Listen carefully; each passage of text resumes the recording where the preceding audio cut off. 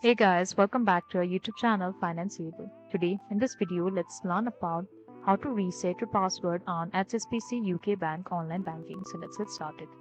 At first, let's get into any browser and search for HSBC UK Bank. Click on this first website over here.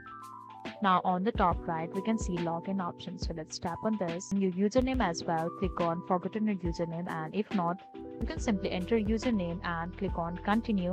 After this, we'll get to enter our password, and in that, we'll see an option called forgotten your password.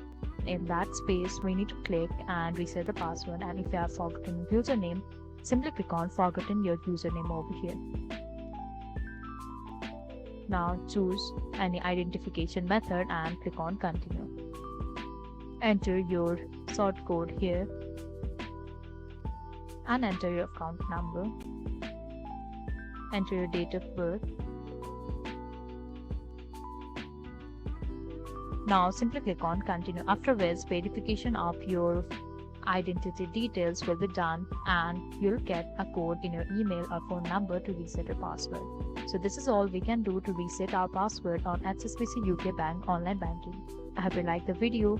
Please do like and subscribe. Thanks for watching.